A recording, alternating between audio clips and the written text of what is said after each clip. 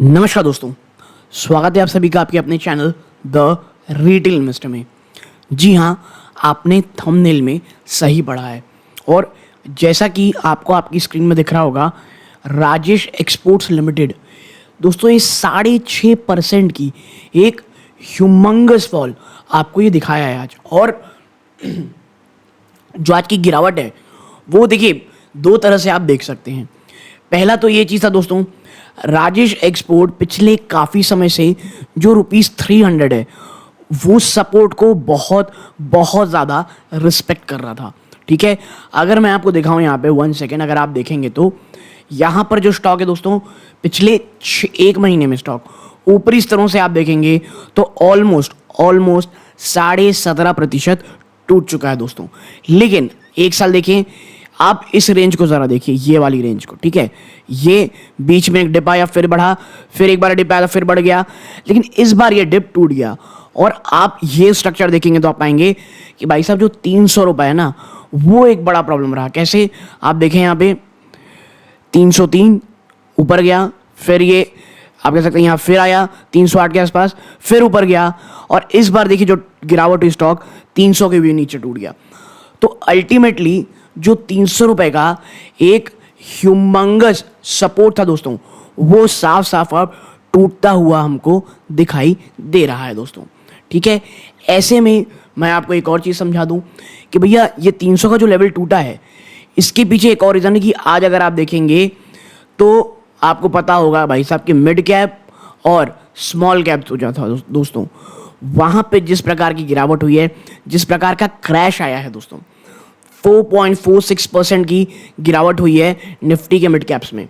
तो आप समझिए ये एक ही दिन में इतनी भयंकर गिरावट है, और ये एक चीज़ बहुत बहुत ज़्यादा परेशान करने वाली थी राजेश एक्सपोर्ट जैसे स्टॉक के लिए।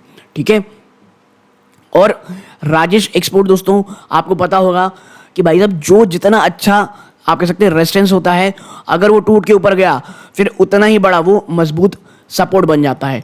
और अगर वो जो मजबूत सपोर्ट है जो बार बार यहाँ से बच जाए, अगर वो वापस से टूटता है दोस्तों, तो फिर वो उतना ही बड़ा वापस से रेजिस्टेंस बन के उभरता है।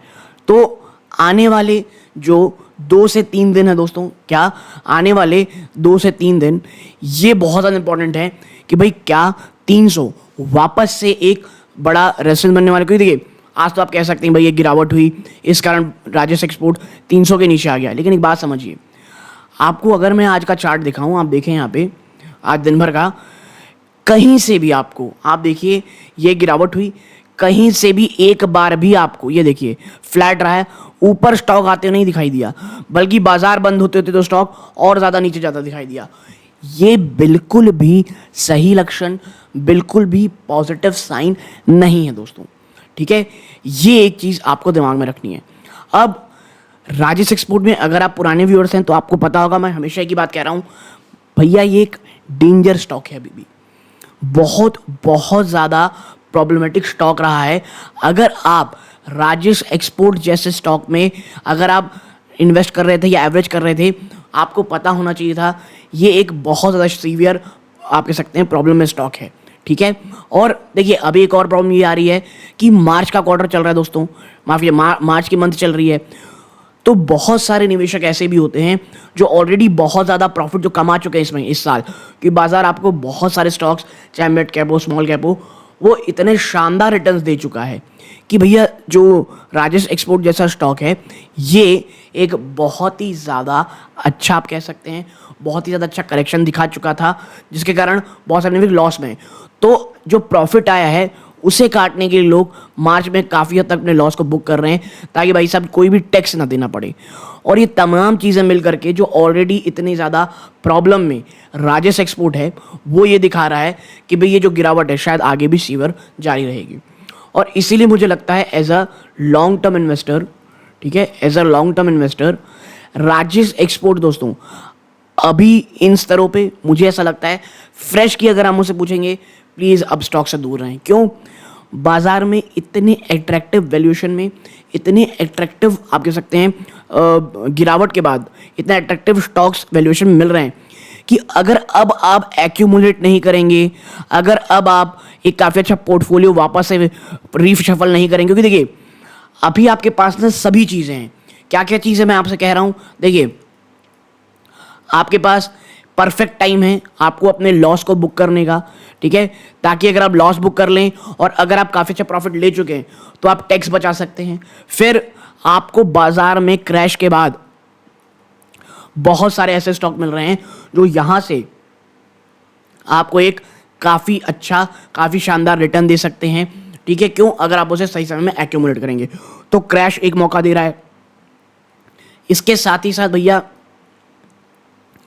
बाजार में जो बहुत सारे स्टॉक्स जो ऑलरेडी बहुत अच्छे वैल्यूएशन में हैं, तो आप ये डेंजर स्टॉक में ही क्यों निवेश करेंगे? आप उन स्टॉक में क्यों ना निवेश करेंगे जिनका श्योर शॉर्ट फंडा ये दिख रहा है कि भाई आने वाले समय में एक काफ़ी अच्छी चीज़ें आपको आता वो दिखाई दे सकता है, ठीक है। तो मैं बस यही कह रहा हूँ कि भाई अगर आपका विजन थोड़ा सा लंबा है तो मुझे लगता है अब राजेश एक्सपोर्ट की बजाय बहुत सारे ऐसे स्टॉक हैं जो आपके सामने रखे हैं।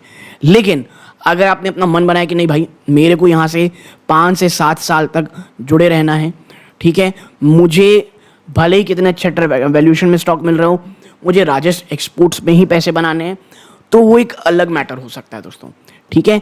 लेकिन हाँ, अब मुझे ऐसा लगता है राजेश एक्सपोर्ट जब तक दोस्तों 310 से लेकर के 330 के ऊपर नहीं चला जाता, मैं ये बहुत शॉर्ट टर्म की चर्चा कर रहा हूँ, तब तक कोई भी पॉजिटिव सेंटिमेंट, कोई भी पॉजिटिव आप कह सकते हैं माइंडसेट इस स्टॉक में बने, ये मुझे थोड़ा सा मुश्किल नज़र आता है दोस्तों, ठीक है।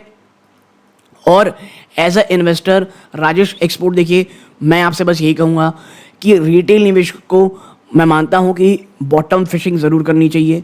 जहाँ पर मौका मिल रहा हो, अच्छे अच्छे वैल्यूएशन मिल रहा हो, वहाँ पे खरीदारी करते रहनी चाहिए। लेकिन फिर उसे उलट मुझे ये भी लगता है कि भाई अगर आपका विजन काफ़ी, आपको उस समय जब ओवरऑल बाजार गिर रहा है, वो स्टॉक जहाँ पर एक तो नीचे बॉटम फिशिंग भी हो रही है और फंडामेंटली भी वो एक बहुत ही शानदार स्टॉक है, तो भाई आपको वो स्टॉक खरीद के ज़रूर रखना चाहिए दोस्तों। तो आप यहाँ तक जुड़े रहे दोस्तों, इस बात का बहुत बहुत धन्यवाद।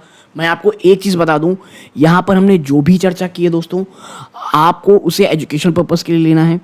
आप कोई भी पोजीशन बनाएं, चाहे बाइंग या सेलिंग की, प्लीज़ अपने वित्तीय सलाहकार की सलाह ज़रूर लीजिएगा। तो आप यहाँ तक जुड़े रहें, ये इस वीडियो का अंत है। जय